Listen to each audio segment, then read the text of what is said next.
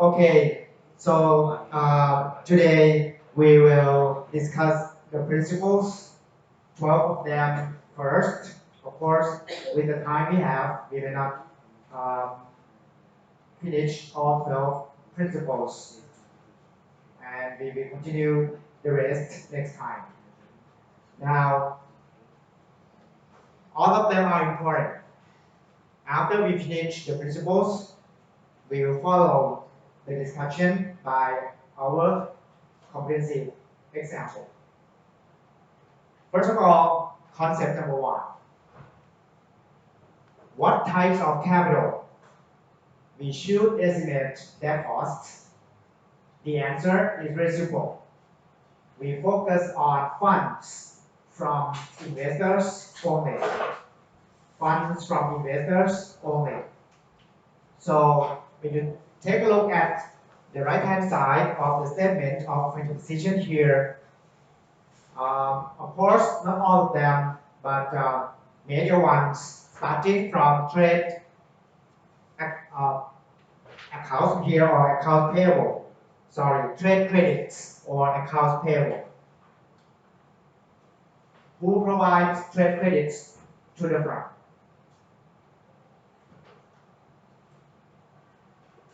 Very simple question. Who provides trade credits to the firm? Creditors, suppliers, right? Suppliers. Are suppliers investors? No, they are not. So basically, accounts payable are funds from suppliers.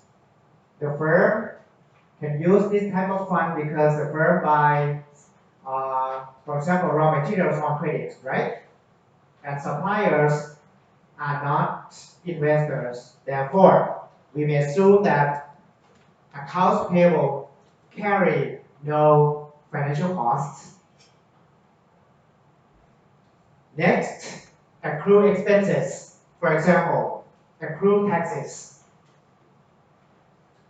Who provide funds in the form of accrued taxes to the firm? The government. Is the government an investor? The answer is no. The second example, accrued wages. Who provides funds in the form of accrued wages to the firm? Employees. Are employees investors?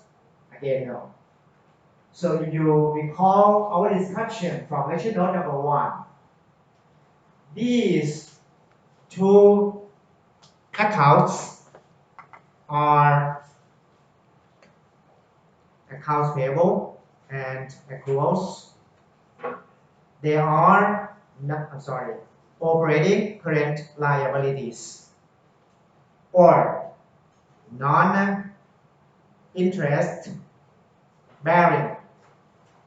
I hope that you still remember non-interest bearing CL. Therefore, they are accounts that falls into the operating activities. Even if these are sources of funds as well, we do not treat them as financing activities, not financing activities. Therefore, we don't need to estimate the cost from trade credits or from the government or from employees. So to conclude, accounts payable, accruals carry no financial cost. Okay. This is totally different from the third example here, which is also a current liability account, term loans. For example, an overdraft from a bank or a loan with a promissory note. Creditors are investors in this case because the bank lends the firm money in exchange for interest income, right? So they expect to earn some return in the form of interest. Therefore, this type of current liabilities is not an operating one. It is a non-operating CL. Therefore, short-term loans together with notes payable, like promissory notes or bills of exchange, both of them are short-term funds, but they are interest-bearing CL or non-interest, non-operating CL, non-operating CL. So they carry financial cost too. So you should estimate the cost of short-term loans. Sometimes the loans are with just only a loan contract. Sometimes the loans must be arranged with some financial instruments like bills of exchange or promissory notes. Right?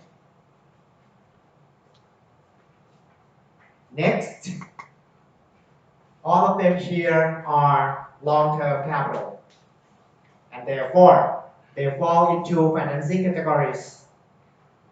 You need to estimate the cost of capital because all of them are from investors. Like long-term loans are similar to short-term loans. For example, commercial banks are investors. Bonds are bonds are bought by bondholders. And bondholders are investors. Preferred shareholders are investors. Common shareholders are all investors. Therefore, only the first two examples carry no financial cost because they are not funds from investors. So we can ignore these first two examples. All right. So this is the first concept. We should estimate the cost of capital of funds that are supplied by investors only. Second,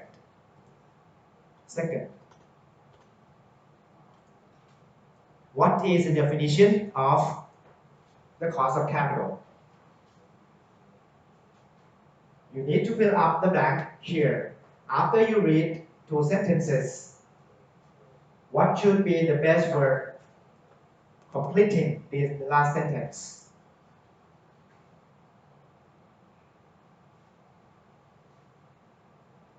It is in your lesson note too. And then I'm going to explain to you using examples down there. We are trying to define what the cost of capital is now. And please recall that the firm, I'm assuming that the firm is the one who raises capital. But the cost of capital cannot be observed from the market.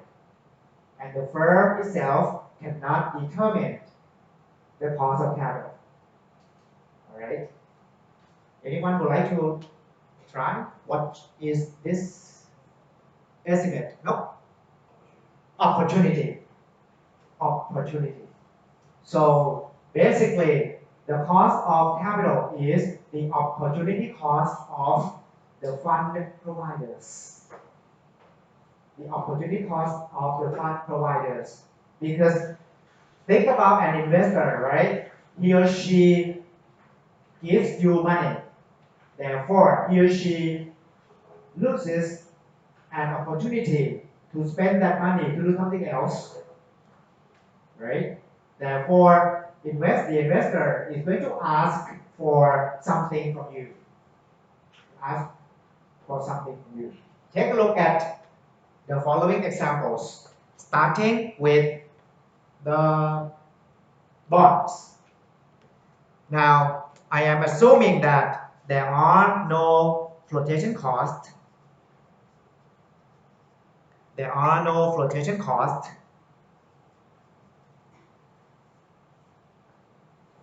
Meaning that there are no bank fees when you want to borrow money from banks. There are no underwriting fees when you want to issue some financial instruments to raise capital from many people. Just assume this for a while. And later we are going to bring in fluctuation cost, right? So I separate our discussion in 4 cases, and I divide participants into 2 groups. On the left-hand side, this is the firm, and on the right-hand side, these are investors. First, when the firm issues debentures or bond, it must pay some interest. Therefore, it wants to know the cost of debt or the cost of issuing bond.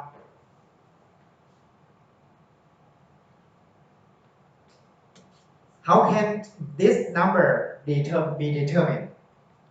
First, you need to think about who the investors are. Here, they are bondholders. And when they give the firm money, the bondholders want this much. This is the rate of return on the bond. It is the rate of return on the bond. You can think about it as the required rate of return. Okay, the required rate of return. Now, what is the major factor determining this required rate of return? What is the first factor that comes into your mind that determines the required rate of return from holding the bonds of the firm? You know the answer. What determines the return? Please.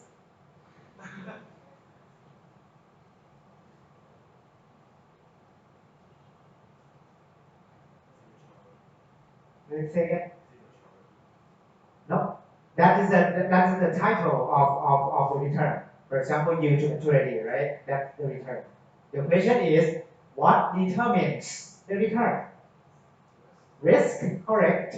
Just finish the third lecture note before the break, right? Risk determines the required return. So when the bondholders want to buy the bonds, they are going to evaluate the risk of the issue. Sometimes probably the risk of issuing for too. So the major risk here is default risk, right? I'm not saying that there's only one type of risk here, but let's focus on default risk. So when they know that the chance that this firm may go bankrupt is this much, then they interpret the risk and transform it into the required rate of return. If there is high chance of default, bondholders are going to require a higher or lower rate of return. The chance of default is high. The bondholders are going to require higher or lower rate of return, higher, to compensate for the risk. So when they want a higher return, they are going to buy the bond at a lower price. Clear? So assuming that after evaluation, the bondholders require let's say 10%. Therefore, the cost of issuing the bond must be 10% too. So now you can see that the one who determines the cost of the bonds is the bondholders, not the issuing firm. We are not talking about the fact that 10% is correct or not right now, but we are trying to make a relationship between the cost of bonds and the return on the bonds. Whatever bondholders require will be transformed into the cost of issuing the bonds paid by the firm. Similarly, for the second example, if the issue now preferred shares. Then on the right hand side here, investors are preferred share holders. The firm wants to know how much it pays when they issue preferred shares. So let's say KP. Now, the firm cannot determine KP itself. The one who determines the cost of preferred shares is the investors, preferred shareholders in this case. And again, risk determined the return on preferred shares. And the return here is the cost of preferred shares. So when we don't take into account the flotation cost, return required by investors is the cost of capital to the firm. So in this case, RP must be equal to KP. Third, let's take a look at common shares. I'm going fast here because they are very similar. Common shares. Here, the firm wants to estimate KE. What is the cost of issuing common shares? What is the cost of issuing common shares? The answer is you need to take a look at the opportunity cost of common stockholders here, right? So here, common stock holders. Therefore, again, risk, for example, beta. Risk determine the cost of investment in common shares. Whatever this is, then the firm must pay KE, the same number. If this is 15%, this one must be 15% too. So again, the cost of common stock is determined by common stock holders, not the firm that issues common stocks. Last example, do retained earnings carry financial costs? Looks like the firm does not issue any financial instruments at all, right? The firm just retains net income and then use the net income for reinvestment.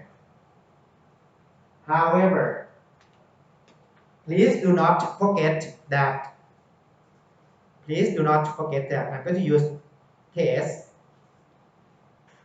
Retained earnings are owned by common stockholders. Let's say this is the net income. This is firm A, right? Now, do retained earnings carry any financial cost? The answer is yes. According to your answer earlier, it is the opportunity cost of whom? Of common shareholders. Take a look at the diagram here.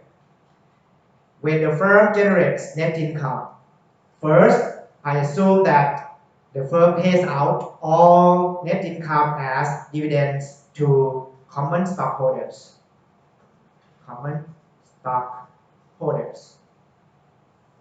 So when they get dividends, they have many opportunities. First, they may spend dividends to buy more shares of firm A, to buy more shares of the same firms. But it's up to them. Or they may buy shares of other firms with similar risk. I use the phrase similar risk in order to compare that firm A and other firms have the same risk level, so that the required return will be the same. So the second choice is to buy shares of other firms with similar risk. They have many choices. If I assume that the return that stockholders require here is equal to 15%. Therefore, if common stockholders receive money from the firm, it can spend the money for the investments in other companies, and of course, if these companies have the same risk level, they are going to require 15% as well. On the contrary, if the firm decides to retain all of the net income as retained earnings, the firm must make sure that the return on this amount of fund should be at least 15%. Should be at least 15%. Or else, the firm better declare dividend, right? Because if stockholders get the money from the firm, it can invest and earn, they can invest and earn 15%. So this is like an opportunity cost. When the firm retains net income, common stockholders lose opportunities to earn 15% from somewhere else. Therefore, the cost of retained earnings is positive, and it is equal to the required rate of return by common stockholders. That's why the best word to fill up the blank is opportunity, because indeed the cost of capital is the opportunity cost of fund providers. It depends whether the fund providers are creditors, preferred stockholders, or common stockholders. One note here before we leave, the second concept is that both money raised by selling common shares and money raised by retained earnings are funds from the same investors. They are common stockholders.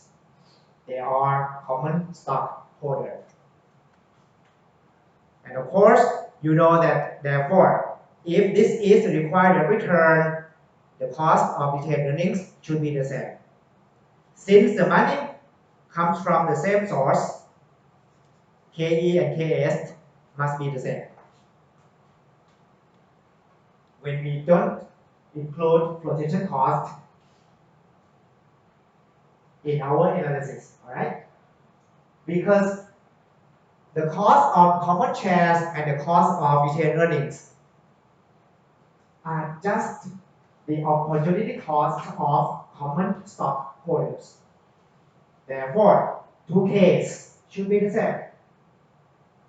And then you should apply the same approach or approaches to estimate the cost of stockholders, the cost of common stock and the cost of retained earnings.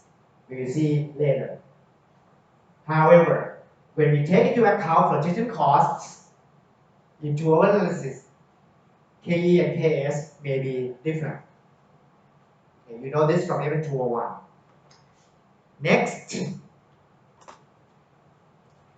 the third issue that is needed to understand is, are all types of investor supply capital relevant? In other words,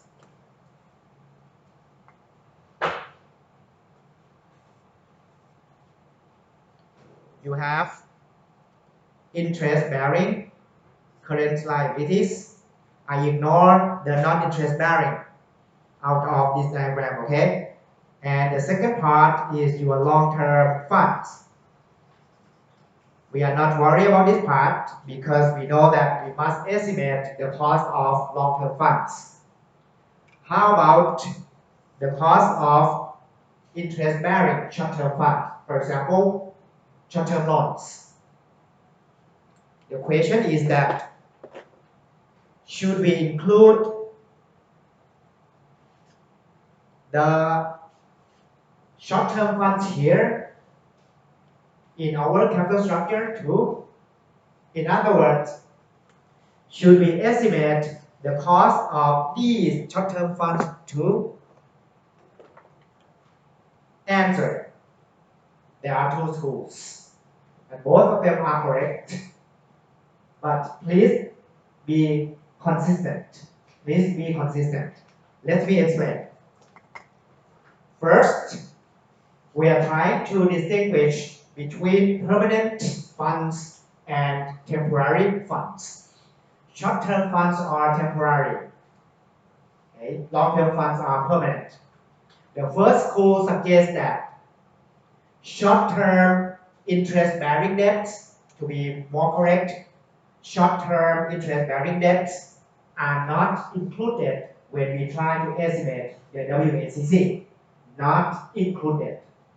A reason: they are not permanent funds.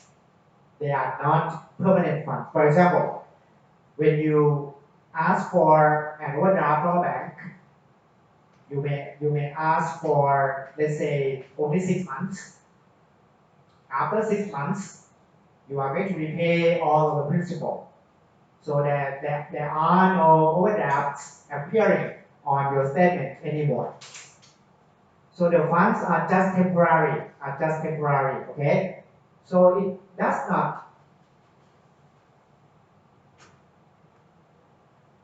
doesn't make any sense to include short-term funds and estimate the cost of them. This is the idea from the first school.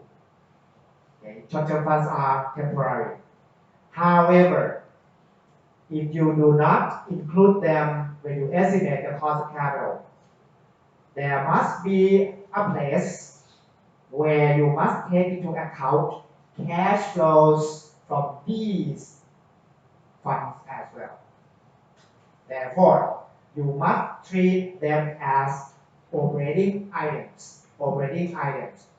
So you will adjust cash flows from short-term funds when you estimate the free cash flows. Let me recall your memory a little bit. From lecture note number 1, when we estimate free cash flows, we do not deduct interest when we estimate the free cash flow. Even if the interest expenses are short-term ones, not at all. Because we do not treat them as operating accounts, we treat them as financing accounts, right? Meaning that the cost of short-term funds with the interest expenses are included in the WACC. Okay? So if you do not include the cost of these short-term funds when you estimate the WACC, you must add one more line. That is an adjustment for cash flows from the short-term funds. So basically, they are operating items. Okay? And I think doing the procedure following the first school here is a little confusing because it's more likely that you will forget to adjust them. The second school suggests otherwise. It says that short-term funds should be included or relevant when we estimate the cost of capital because they are financing activities. Okay? So estimate the cost of overdrafts, for example, and then include them when you calculate the WACC. And that's done. You don't need to adjust cash flows anymore. Because now we treat them as financing accounts. I prefer this one. Okay. For 2 reasons. The first reason is that they are financing accounts. They carry some costs, like what we discussed in the first concept. So these types of funds carry financial costs. And secondly, even if physically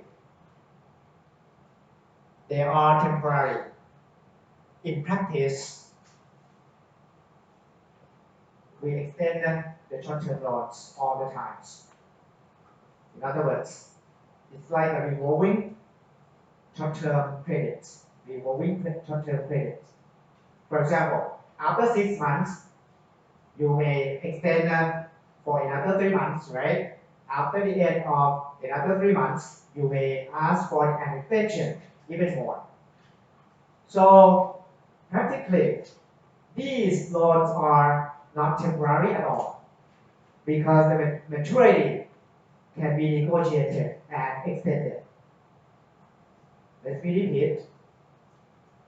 Even if short-term funds here are temporary, but in practice, we can extend the maturity. So most firms do this. After, let's say, 6 months of overdraft, right? They can negotiate with the bank, ask for another 6 months. If they cannot get an extension from the first bank, they can go and get an overdraft from the second bank, right? So they are permanent anyway. They are permanent anyway. So at least with those two reasons, short-term debts with interest expenses should be included or they are relevant. Clear. We are going to follow this second approach here. Third, this is probably the most important. How many approaches do we have to estimate the opportunity cost of capital? Depends on what type of capital. If there are debts, two major approaches are here. From FN311, probably you know the yield to maturity, as your friend mentioned earlier.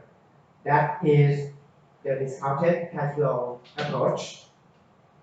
In this semester, I'm going to introduce the second approach to you too, the default spread approach. And again, if you know the Murphy's law, you may expect the worst, in the sense that the numbers from two approaches are more likely they are different. And then you need to make a judgment which one you should go. That is beauty of finance. All right. For the preferred shares, there are not many firms that do preferred shares. However, to estimate the cost of preferred stock, that's not difficult. So we use generally the discounted cash flow model. The most difficult one is the opportunity cost of common stockholders. There are many approaches. We will follow three approaches: judgmental risk premium approach, the capital asset pricing model just covered, and then also the discounted cash flow or the discounted dividend model. All right, and again, three numbers from three approaches are different for sure. Better approaches are, for example, from a friend three-factor model mentioned earlier. However, like I said, I told you before the break, data are difficult to obtain. So since it is difficult to apply them, other models as well, we are going to limit our discussion to just only the capital asset pricing model. So three approaches here. Right? Next. Now, earlier, I assumed that there are no flotation costs. This is not realistic. When firms issue financial securities to raise capital, investment bankers are helpful in the sense that they will help you issue securities so that money can come to you very early, very fast. And of course, they are going to charge you some fees. Okay? For example, underwriting fees. Those are flotation costs. So if the flotation costs are large, should we adjust them when we estimate the cost of capital? There are two approaches again. We have two methods here. The first is you should adjust the cost of fund by the flotation cost. We will follow the first approach. The second one is do not adjust the flotation cost to the cost of fund, but adjust the flotation cost to the cost of the project. In theory, the second approach is better. It's better. And then how come I go with the first one? Probably we are more familiar with the first one. I will explain to you why the second approach is a better approach, alright? Don't worry about the numbers that you see in your lecture note, okay? Just understand the concept. Just understand the concept. For the first approach, adjust the cost of capital to the cost of fund. We will discuss with some numbers next time. So you just don't worry. Okay? The idea is that think about the firm issuing a bond. And the price of the bond is equal to 100 baht here, 100 baht. But the firm must pay flotation cost to investment banks of 12% approximately. So the net amount from selling the bond is not 1,000 baht. It is just 877. Therefore, the cost of issuing bond should based on 877, not 1,000, raising the cost of issuing the bond. Let me repeat.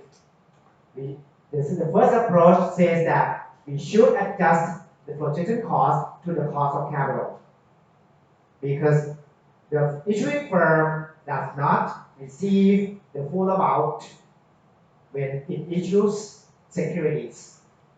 So the cost of the securities should be based on the net amount after flotation cost. That's the idea. Therefore, when we take into account flotation cost, the cost of capital will be higher. The second approach that I told you that it is better is that recall from our discussion in the second concept. Risk determined the required rate of return, and the required rate of return determines the cost of capital. The idea of the second approach is very simple and straightforward. Flotation cost, DF, the flotation cost does not affect the risk borne by investors. In other words, the firm is the one who pays flotation cost. So the flotation cost has nothing to do with investors. So investors do not perceive more risk when flotation costs are included. This factor has nothing to do with the risk. So when the risk of buying financial securities is the same, the required return will be the same, and therefore the cost of capital will be the same. So we should be consistent in the financial concept here that this is just a risk-return relationship. So when flotation cost is a factor, but it is not a risk factor. Therefore, we should not adjust flotation cost when we estimate the cost of capital. Alright? That's why I said that this is more theoretically correct than the first one. However, flotation costs are deductions. There must be a place to reflect them. Where? Assuming that the cost of the project is equal to 82.8 million baht. Don't worry about how I get percentage flotation cost, right? Assuming that the cost of the project is 82.8 million baht. So with flotation cost, you must raise capital to cover not just the cost of the project of 82.8, but also the cost of issuing financial securities. In this case, you should raise the funds equal to 100 million baht with 82.8 million baht for the project and the rest 17.2 million baht to cover the flotation cost. So, in other words, flotation cost should be adjusted, but not to the cost of capital, to the cost of the project. Right? We are not going to follow this strategy, all right? Okay, because in your textbook it follows the first one, so we go with that. That's why. Sometimes we need to go with the inferior one. Next, should we estimate the cost of capital using the after-tax or before-tax number?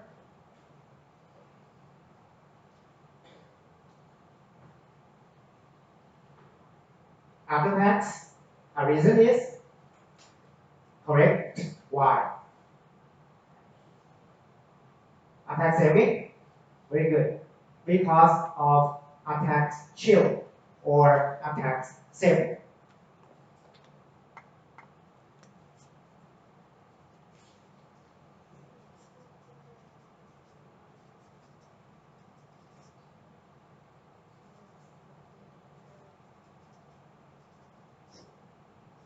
A tax shield or a tax saving. Please take a look at the numbers on page 7. We have two firms from A and B.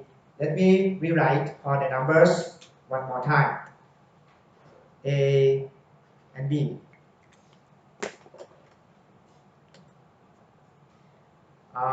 We start with the same BBA. Oh, by the way, sorry. Assume that all the numbers are cash. All the numbers are cash, so that we don't have to argue whether these are accounting profit or cash profit. Okay. We start with 100 baht minus interest expense. Assume firm A does not borrow, so this is 0, but this is 10. You don't need to worry about what the principal is. Just assume that the interest expense is 10 baht. Earnings before tax 100 for A, 90 for B, minus corporate tax of 20%.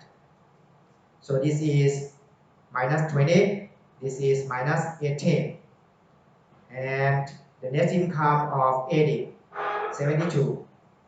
Now, we will take a look at cash flows generated by both firms. The first one, cash flow to stockholders, 80. No need to say that dividends are declared or not. Doesn't matter. Even if dividends are not declared at all 80 are retained. Retained earnings are owned by shareholders anyway. So this is 80. This is 72. Cash flows available to creditors, 0 and 10.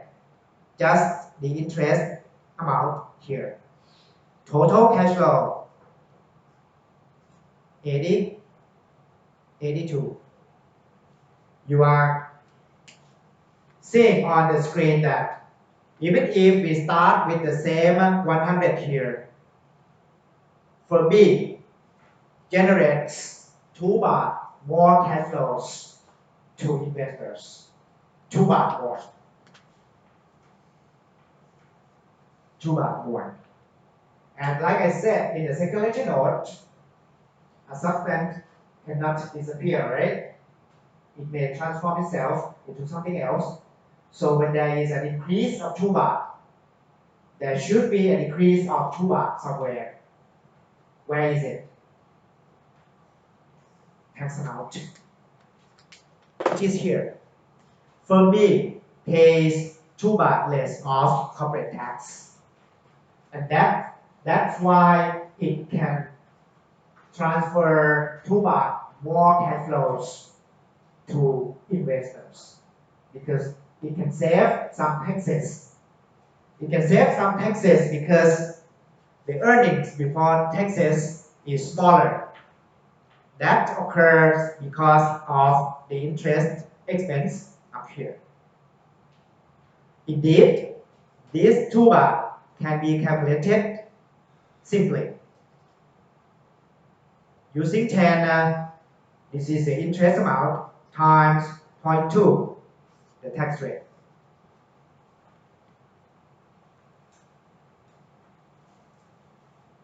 So basically, this is the tax saving or the tax shield mentioned earlier. Therefore, if we talk in baht, the net cost of borrowing for firm B is not 10. It is 10 minus 2 baht, which is 8. So we should use 8 as the cost of borrowing. Later we will express the cost in a percentage form, right? But at least, using this example, we should not use 10 baht as the cost of borrowing, because firm B can save some taxes because of the interest payment here. We should take into account the fact that firm B can save some taxes of 2 baht too. So the net cost of borrowing should be 10 minus 2, which is 8. Therefore, the after-tax cost of capital is more relevant. The after-tax cost of capital is more relevant.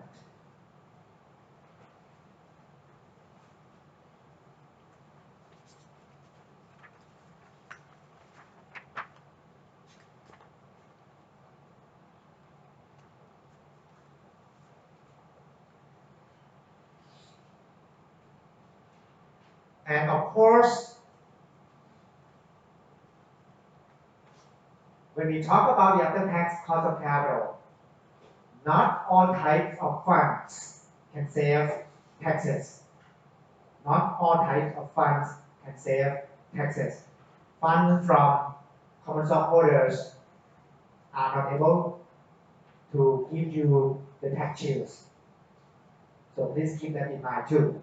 But when you borrow, then whenever your earnings before taxes is the earnings before taxes are positive, then you can save some taxes here. That the sixth principle. Next one, very challenging question, number 7. Should we use the simple annual rate or effective annual rate here when we estimate the cost of capital? For example, 0, 1. Interest per 6 months is equal to 50 baht. Let's say 5 baht, sorry. And then interest over the second 6 months, 5 baht. The principal of 100. So when the firm raises the capital, it is going to get 100 here, and then it's going to pay 5 and 5, and then 100, the principal. So here you see that the cost of borrowing per 6 months is equal to 5%.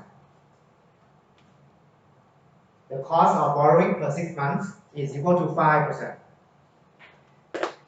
Usually we analyze the periodic cost. However, there are 2 ways at least to analyze the periodic cost here. The first one is to use simple annual rate or the annual percentage rate. The annual percentage rate, APR. annual percentage rate. This is just, so you may use this. So from according to our example here, this is just multiply 5% by 2. So per year, this will be 10%. Or you can use the effective annual rate, taking into account compounding too. So the EAR in this case is equal to 1 plus 0.05 squared minus 1. So the cost is 10.25%, which is different from 10%.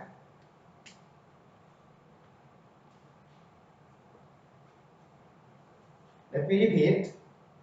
Sometimes you may pay interest more than once a year, let's say every 6 months. Therefore, the cost of borrowing per 6 months is equal to 5%. However, we usually express the cost of capital per year. So you need to analyze the periodic cost.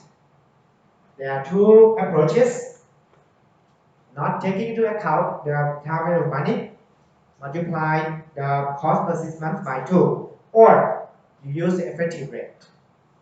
Which one is more correct?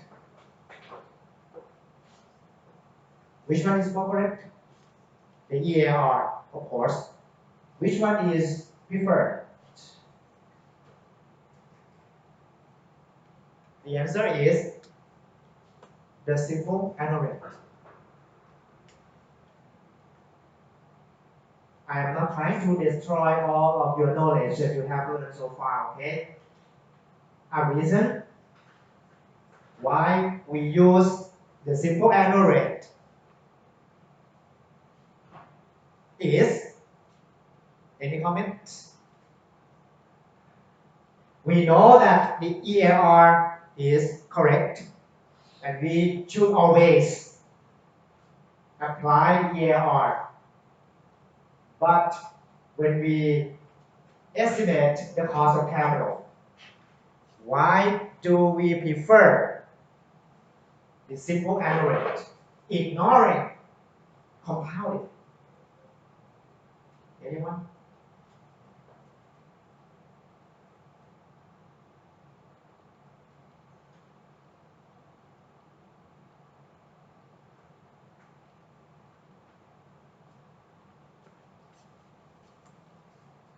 That means you don't care about the future value of the first 5, right?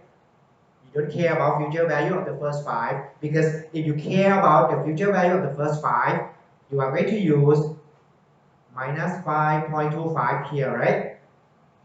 Basically, you are going to compound the interest to the end of the year. But we do not do that.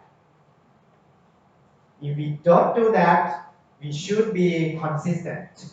Remember that the cost of capital here is the denominator. Denominator that determines the firm value. What is the other factor determining the firm value? Okay. There are 2 factors determining the firm value, right? You forget them already? The first is the WCC, right? What is the second one? The free cash flows. The free cash flows. So when you do this, you use a simple annual rate to the WCC.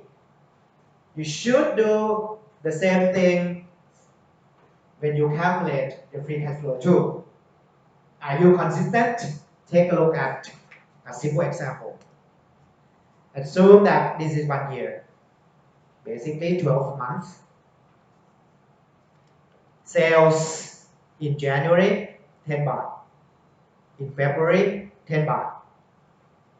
In December, 10 baht. For the whole year, 120. When you forecast sales, and then you use sales to calculate the free cash flows, do you compound monthly sales? No. You sum them up, right? You sum them up right away. So your free cash flows do not compound, I mean, in 1 year. I'm not talking about inter-years, okay? I'm talking about in 1 year, You forecast your sales over 1 year. Of course, usually you have monthly data as well. So my example is very simple.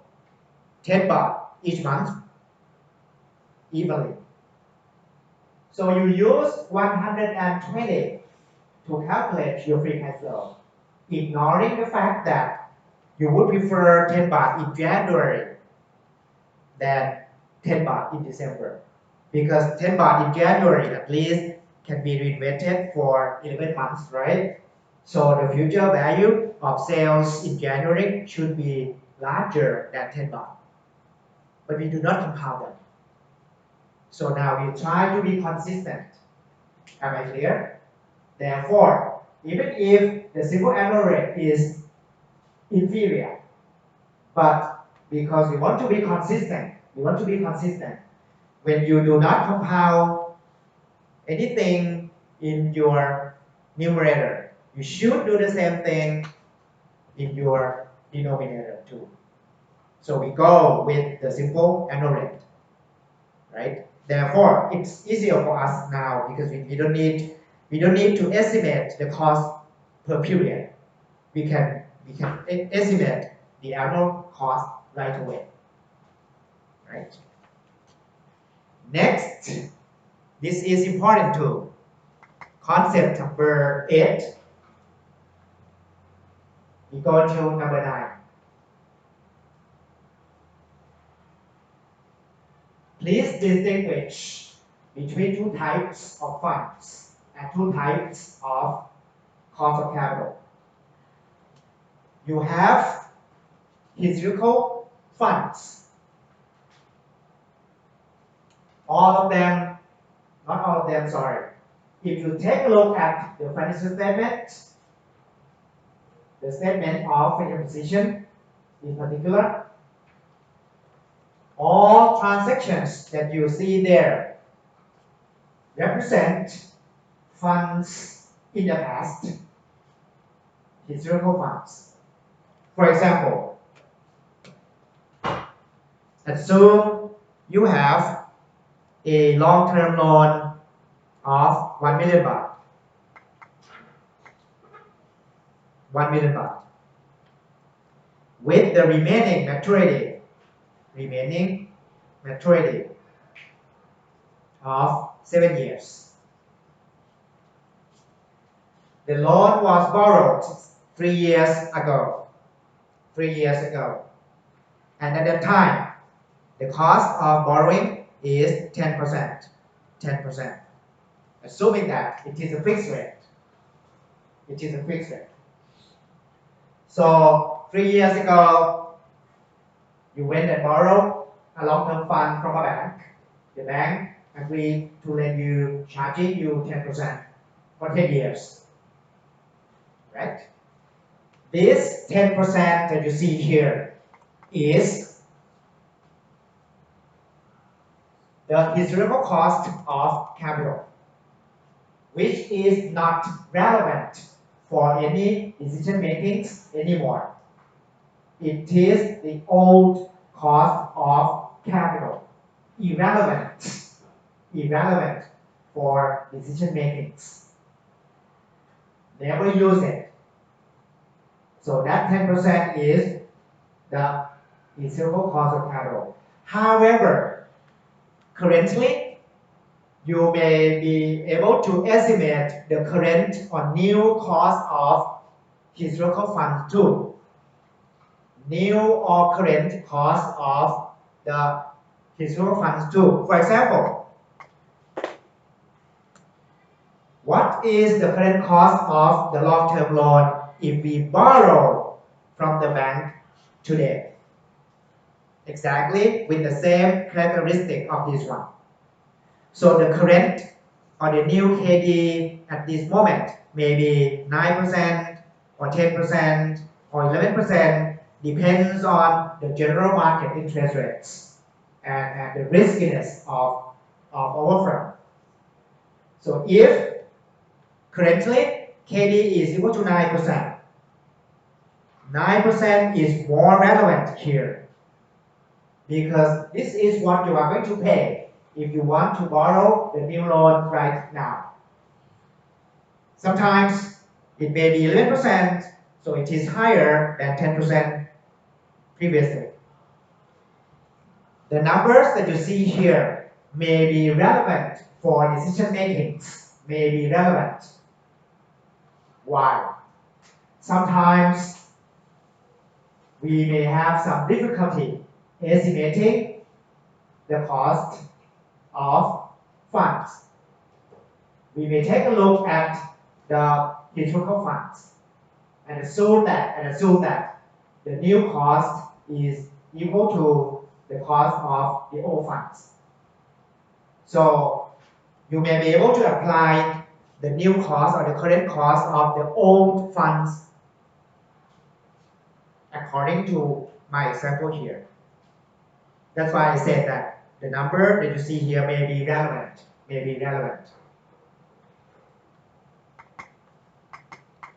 The more important concept here is the last row. In this lecture note and in our course and later after you graduate, we focus on new capital. The funds that you are going to raise today or in a very short time in the future. So we are talking about the new fund, okay? And therefore, we must forecast or estimate the new or current cost of the new funds. This is relevant for decision making. All right? Here. So we should go with the new cost of capital. And of course, the capital must be the new capital. Sometimes we may not have enough information to estimate the current cost of the new funds. You may go with the current cost of the old funds as approximate, right? But not the old cost, should be the new cost. Lastly,